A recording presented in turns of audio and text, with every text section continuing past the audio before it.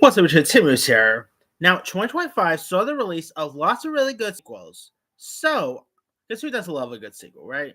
So, here is my official top 10 favorite movie sequels of 2025. Alright, number 10. Sadly, this movie is, of course, the final film directed by the great Rob Reiner. But number 10 is Spinal Tap 2 The Legend Continues. I really thought it was a decent follow up to Spinal Tap, and it is unfortunate that the first Spawn Tap movie, by the way, was actually Rob Reiner's first film he ever directed.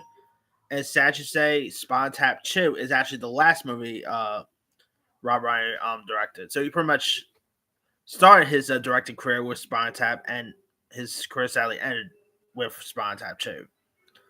But still, it is a really decent follow up. Seeing like the band coming back together is really cool. Fun cameos by like Elton John, Paul McCartney, and all. I really thought it was a decent follow, say at least, and a really decent film.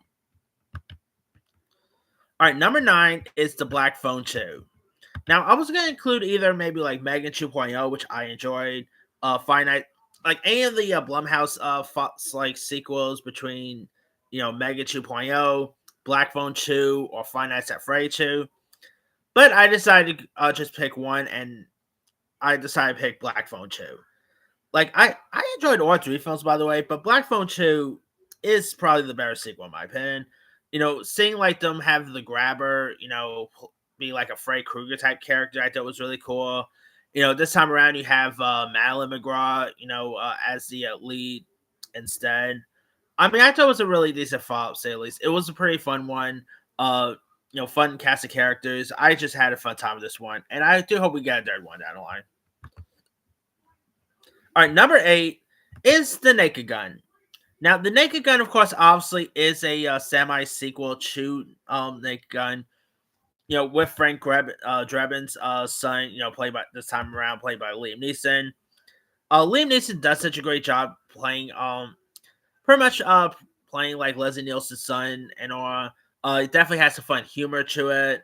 I thought it was a really decent, like a really decent legacy sequel, really.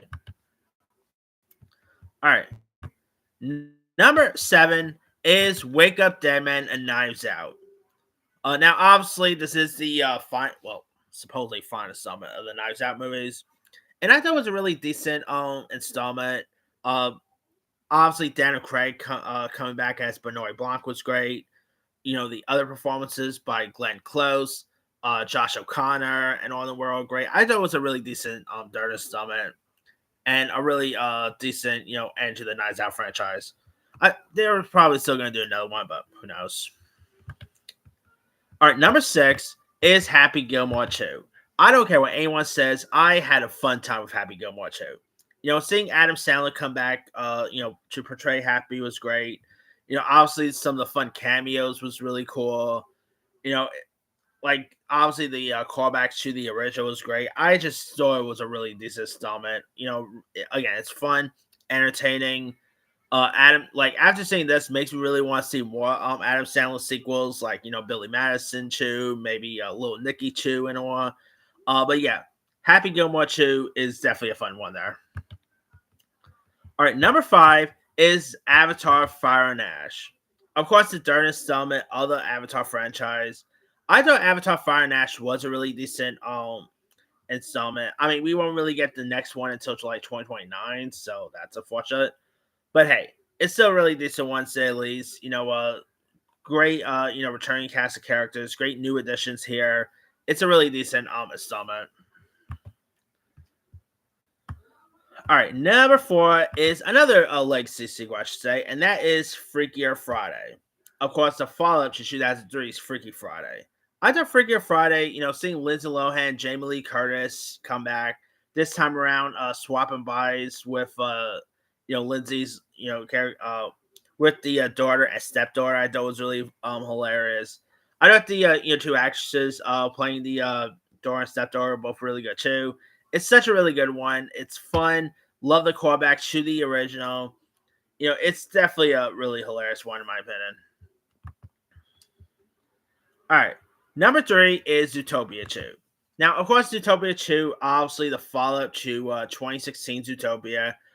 Well, I still don't know if it's as better as the first one. It's still really decent, enjoyable one. Jason Bateman was great.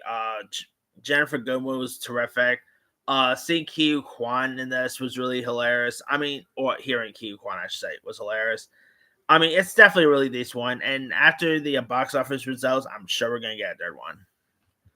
All right, number two is Wicked for Good. Now, people are probably gonna say, "Oh, that's not really a sequel. That's more like a second half."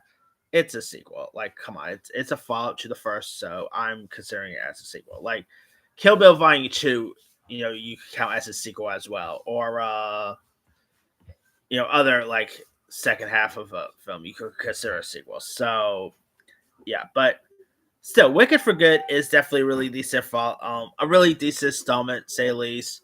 Um, Obviously, Ariana Grande was terrific.